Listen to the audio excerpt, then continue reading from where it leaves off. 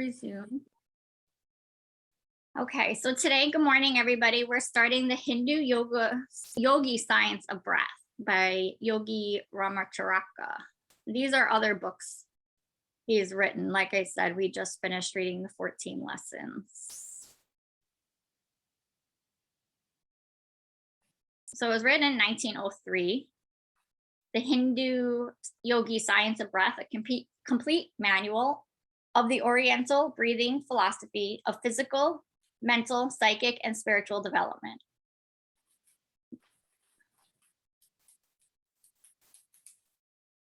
Dedication to the memory of Swami Vivekananda, that illuminated soul who brought to the Western world the first authoritative word of the higher yogi philosophy. This little book is reverently dedicated. This is our table of contents.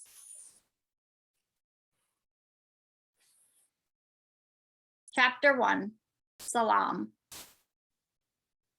The Western student is apt to be somewhat confused in his ideas regarding the yogis and their philosophy and practice. Travelers to India have written great tales about the hordes of fakirs, mendicants, and mountebanks who infest the great roads of India and the streets of its cities, and who impudently claim the title yogi. The Western student is scarcely to be blamed for thinking of the typical yogi as an emaciated, fanatical, dirty, ignorant Hindu who either sits in a fixed posture until his body becomes ossified, or else holds his arm up in the air until it becomes stiff and withered and forever remains in that position, or perhaps clenches his fist and holds it tight until his fingernails grow through the palms of his hands. That these people exist is true, but their claim to the title yogi seems as absurd to the true yogi as does the claim to the title doctor on the part of the man who pairs one's corns seem to the eminent surgeon, or as does the title of professor, who, as assumed by the street corner vendor of worm medicine, seem to the president of Harvard or Yale. There have been ages past in India and other Oriental countries, men who devoted their time and attention to the development of man, physically, mentally, and spiritually. The experience of generations of earnest seekers has been handed down for centuries from teacher to pupil, and gradually a definite science was built up. To these investigations and teachings was finally applied the term yogi, from the Sanskrit word yug, meaning to join. From the same source comes the English word yoke, with a similar meaning. Its use in connection with these teachings is difficult to trace, different authorities giving different explanations, but probably the most ingenious is that which holds that it is intended as the Hindu equivalent for the idea conveyed by the English phrase, getting into harness or yoking up, as the yogi undoubtedly gets into harness in his work of controlling the body and mind by the will. Yoga is divided into several branches, ranging from that which teaches the control of the body to that which teaches the attainment of the highest spiritual development. In the work, we will not go into the higher phases of the subject, except when the science of breath touches upon the same. The science of breath touches yoga at many points, and although chiefly concerned with the development and control of the physical, has also its psychic side, and even enters the fields of spiritual development. In India, there are great schools of yoga, comprising thousands of the leading minds of that great country. The yoga philosophy is the rule of life for many people. The pure yogi teachings, however, are given only to the few, the masses being satisfied with the crumbs which fall from the tables of the educated classes, the Oriental custom in this respect being opposed to that of the Western world. But Western ideas are beginning to have their effect even in the Orient, and teachings which were once given only to the few are now freely offered to any who are ready to receive them. The East and the West are growing closer together and both profiting by the close contact, each influencing the other. The Hindu yogis have always paid great attention to the science of breath, for reasons which will be apparent to the student who reads this book. Many Western writers have touched upon this phase of the yogi teachings, but we believe that it has been reserved for the writer of this work to give the Western student, in concise form and simple language, the underlying principles of the yoga science of breath, together with many of the favorite yogi breathing exercises and methods. We have given the Western idea as well as the Oriental, showing how one dovetails into the other. We have used the ordinary English terms almost entirely, avoiding the Sanskrit terms, so confusing to the average Western reader. The first part of the book is devoted to the physical phase of the science of breath. Then the psychic and mental sides are considered. And finally, the spiritual side is touched upon.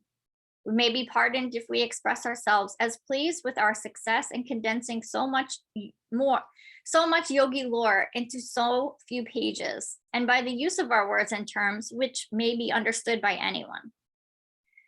Our only fear is that its very simplicity may cause some to pass it as unworthy of attention, while they pass on their way searching for something deep, mysterious, and non-understandable. However, the Western mind is eminently practical, and we know that it is only a question of a short time before it will recognize the practicability of this work. We greet our students with the most profound salam and bid them seated for their first lesson in the yogi science of breath. Chapter 2, Breath is Life. Life is absolutely dependent upon the act of breathing. Breath is life. Differ as they may upon details of theory and terminology, the Oriental and Occidental agree upon these fundamental principles. To breathe is to live, and without breath, there is no life. Not only are the higher animals dependent upon breath for life and health, but even the lower forms of animal life must breathe to live, and plant life is likewise dependent upon the air for continued existence. The infant draws in a long, deep breath, retains it for a moment to extract from it its life-giving properties, and then exhales it in a long wail, and lo, its life upon earth has begun. The old man gives a faint gasp, ceases to breathe, and life is over. From the first faint breath of the infant to the last gasp of the dying man, it is a long story of continued breathing. Life is but a series of breaths. Breathing may be considered the most important of all the functions of the body, for indeed all the other functions depend on it. Man may exist some time without eating, a shorter time without drinking, but without breathing, his existence may be measured by a few minutes. And not only is man dependent upon breath for life, but he is largely dependent upon correct habits of breathing for continued vitality and freedom from disease. An intelligent control for our breathing power will lengthen our days upon earth by giving us increased vitality and powers of resistance. And on the other hand, unintelligent and careless breathing will tend to shorten our days by decreasing our vitality and laying us open to disease. Man in his normal state has no need of instruction in breathing. Like the lower animal and the child, he breathes naturally and properly, as nature intended him to do. But civilization has changed him in this and other respects. He has contracted improper methods and attitudes of walking, standing, and sitting, which have robbed him of his birthright of natural and correct breathing. He has paid a high price for civilization. The savage today breathes naturally, unless he has been contaminated by the habits of civilized man. The percentage of civilized men who breathe correctly is quite small, and the result is shown in contracted chests and stooping shoulders. I feel like this is how I'm sitting exactly right now. And the terrible increase in diseases of the respiratory organs, including that dread monster, consumption, the white scourge. Eminent authorities have stated that one generation of correct breathers would regenerate the race, and disease would be so rare as to be looked upon as a curiosity. Whether looked at from the standpoint of the Oriental or Occidental, the connection between the correct breathing and health is readily seen and explained. The Occidental teachings show that physical health depends very materially upon correct breathing.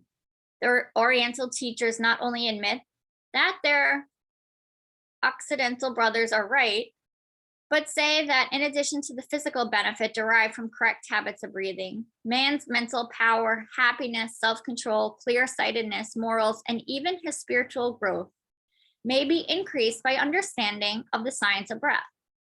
Whole schools of Oriental philosophy have been founded upon this science, and this knowledge, when grasped by Western races, and by them put to the practical use, which is their strong point, will work wonders among them.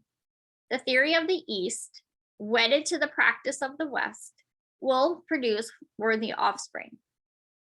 This work will take up the yogi science of breath, which includes not only all that is known to the Western physiologist and hygienist, but the occult side of the subject as well. It not only points out the way to physical health along the lines of that of what Western scientists have termed deep breathing, etc., but also goes into the less known phases of the subject and shows how the Hindu yogi controls his body, increasing his mental capacity, and develops the spiritual side of his nature by the science of breath. The yogi practices exercises by which he attains control of his body and is enabled to send to any organ or part of increased flow of vital force or prana, thereby strengthening and invigorating the part or organ. He knows all that his Western scientific brother knows about the physiological effect of correct breathing, but he also knows that the air contains more than oxygen and hydrogen and nitrogen, and that something more is accomplished than the mere oxygenating of the blood. He knows something about prana, of which his Western brother is ignorant, and he is fully aware of the nature and matter of handling that great principle of energy, and is fully informed as to its effects upon the human body and mind. He knows that by rhythmical breathing, one may bring himself into harmonious vibration with nature and aid in the unfoldment of his latent powers. He knows that by controlled breathing, he may not only cure disease in himself and others, but also practically do away with fear and worry and the baser emotions. To teach these things is the object of this work. We will give in a few chapters concise explanations and instructions, which might be extended into volumes. We hope to awaken the minds of the Western world to the value of this yogi science of breath. I will pause here today. So we'll start chapter 3. I just want to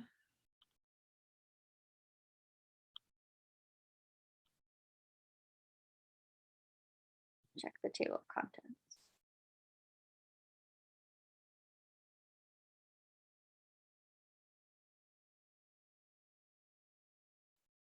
Yeah, okay. So that's like a good 2-chapter introduction to the book. If anyone has any thoughts, questions, feel free to share. Otherwise, we can move on to breath and get into our meditation.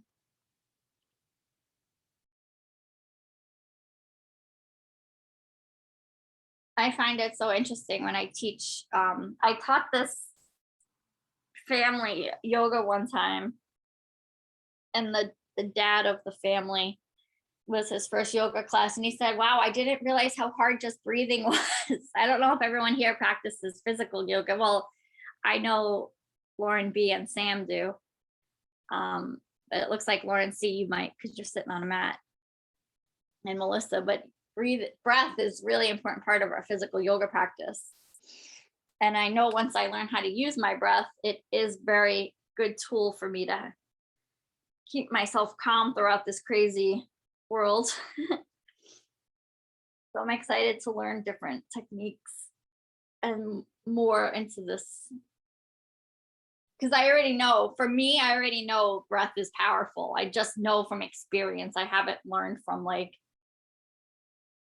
textbook. I'm curious to see the reasons behind it. Okay. Hi, Melissa. It's good to see your face. Yeah, I never feel like you have to show your video. Sometimes I usually keep my video on as during meditation, but sometimes if I get into a different shape other than sitting, then I take my video off just so you don't have to like look at my feet or something. But I guess I'll talk a little bit about meditation and then I'll lead us through breath. So if you don't have a meditation practice, totally okay.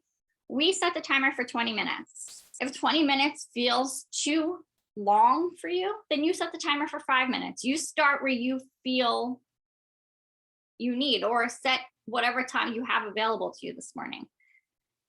There's different meditation techniques. And if you, on the other side of that, if 20 minutes doesn't feel long enough, then you set the timer for whatever time you need to set the timer for. We have different meditation techniques. If you're not familiar with meditation, the idea of meditation is I sit on a block and I get my hips a little higher than my knees so that when I'm sitting, my hips feel comfortable, my knees feel comfortable. There's no pain anywhere. If that doesn't feel comfortable for you, you're not going to be able to sit for very long. You got to get the body in a comfortable shape. So maybe that looks like legs at the wall and you turn around. Maybe you're doing and swing the legs up. That's a very comfortable posture for me. You can also put a bolster against the wall first if your back of your legs don't feel open enough, especially pretty early in the morning. You could do child's pose. Sometimes I'm in child's pose. If you have blocks at home or a couch cushion or pillows, you can prop yourself up on them and get into some sort of heart opener. Sometimes I practice that if I feel like I really need more compassion for myself and for others. I bring my attention to my heart center. So we have different techniques. The idea behind meditation is really what we're practicing is concentration. We're trying to get that one pointedness. So trying to bring attention to a mantra, whether it's a word or a picture, some sort of image. And the one point can be external. Maybe you're focusing on some sort of like, I have this rock I can focus on. Maybe there's something like a favorite object in your room you can focus on. Or you can close your eyes and bring the drishti, the gaze inward. So you can bring your attention to the space between the eyebrows or the heart center or somewhere in the body that feels comfortable for you. So first you want to get the body comfortable. And then you want to pick that one pointed mind. And that's going to help you be able to sit for a little longer. And then the mind is going to go, as it does, in 1,000 different directions. And that's not failing meditation. We're just practicing bringing it back. We just keep practice bringing it back. So what also helps us sit through meditation is this breath. So I love the part where the author spoke about like this hunched over, like I work at my desk all day and I sit in my chair. I have my leg up like this. I'm so hunched over and this is how I work for like 12 hours. This is not slow. My spine is all rounded. I'm hunched over. This is not creating a long breath in and a long breath out because my breath cannot get anywhere. It's so constricted to right here. When I breathe right here, this creates a lot more anxiety than I need. So sitting up with a nice tall spine, and this is also why I plank every day, so that my core can be strong enough to hold me up. So if this does not feel good for you, then you can sit against the wall, or maybe you want to do that anyway, so that you have some support behind your back. You can also breathe laying down to get the straight spine, but just beware. For me, that does create a little bit more anxiety. It might not for you, but it's just something to be mindful of. Notice what causes the anxiety, noticing where the anxiety is being caused. All right, so once you get that nice, strong, straight spine, you can choose to keep the eyes open or closed. If they're open, soft gaze out. If they're closed, just gently closed. And then you can decide to do what you want with the palms. They can be face up or down in your lap. If they're up, you can bring pointer and thumb to touch, creating this mudra. Maybe you want them in front of your heart. Wherever feels good. Just starting to make these little decisions, bringing the mind into the present moment. And then just bringing attention to the top of the head and scanning your body down to the toes. Maybe you have to lift the shoulders up to let them go. Just trying to soften the body. Just noticing where it feels tight, where you feel tension. And then when we start breathing, you can begin to send the breath to these places. Like that book just said, we can begin to work with the breath and manipulate the breath to send it to different parts of our body to then increase blood flow, to then help prevent disease. So in yoga, we breathe with the lips sealed in and out through the nose. This is nostril breathing. So just bring your awareness to the tip of your nose and inhale and exhale. Just notice where in the body you're breathing. And anytime I do this exercise, my breath immediately becomes longer. So if you're breathing into the top of the lungs, top of the chest, see if you can start to inhale and bring the breath down to the low belly, low abdomen, bottom of the lungs. Take a full breath in. And as you exhale, begin to pull the belly button down to the spine. Watch the breath move up the spine, back out through the nose. We can work with a 3-part breath. And if it feels okay, you can put your your hands at the bottom of your diaphragm, at your low belly. And as you inhale, you can breathe into the top of the chest, middle of the chest, and bottom of the chest. You'll feel your fingertips expand. And then exhale, pull the belly button in, middle of the chest, top of the chest. So there's a slight pause in between in this 3-part breathing. Inhaling, top of the chest, pause, middle of the chest, pause, bottom of the belly. And then slowly exhale, bottom of the belly, middle of the chest, top of the chest. And you can do this a few more times, or you can begin to take the pause out and create that rhythm of breath that they just mentioned. So you can start to work with breath count and inhale for 3 or 4, and then exhale for 3 or 4. Slight pause at the top and slight pause at the bottom. It's not a holding of the breath. It's just that pause in between the inhale and the exhale.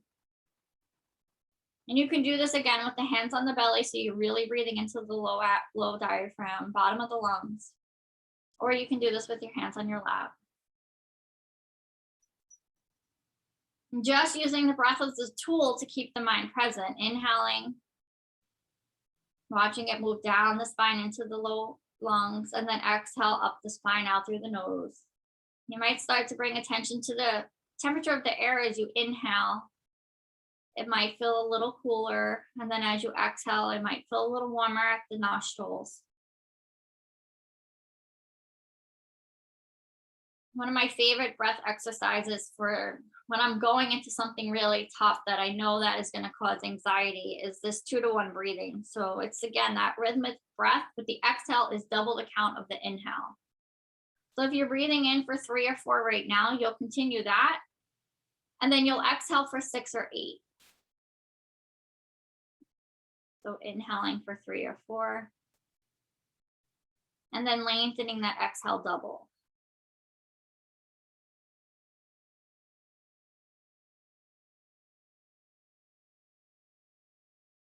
Keeping the features on the face nice and relaxed, the space around the eyes, the jaw.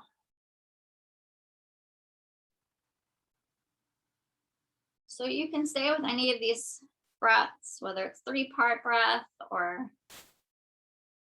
breathing in for the same count or lengthening the exhale for 2-to-1. Or you can move on to alternate nostril breathing. So your left palm will stay where it is and your right palm will come over to your face. Your peace fingers can either fold into the palm of your hands or place them on the space between the eyebrows.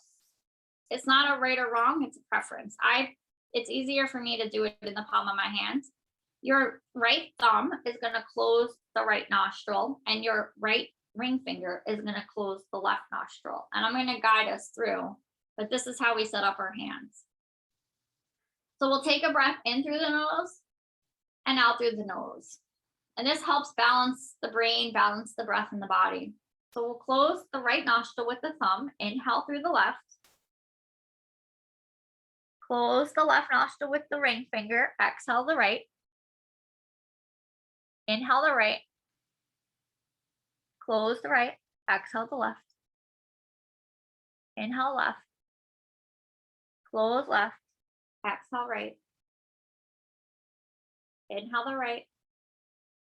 Close the right with the thumb, exhale the left. Inhale left. Close left, exhale right. Make sure you're sitting up nice and tall. Inhale right.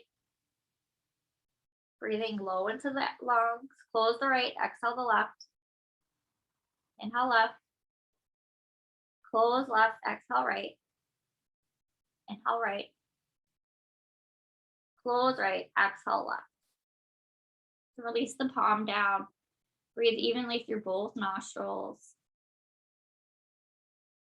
You might have noticed that one nostril felt more clogged than the other. It's totally fine. We'll settle into our meditation from here. So if there's any other things or breath you need to take before you transition, I'm going to set the timer and you'll join us when you're ready. And if you need to drop early, have a beautiful day.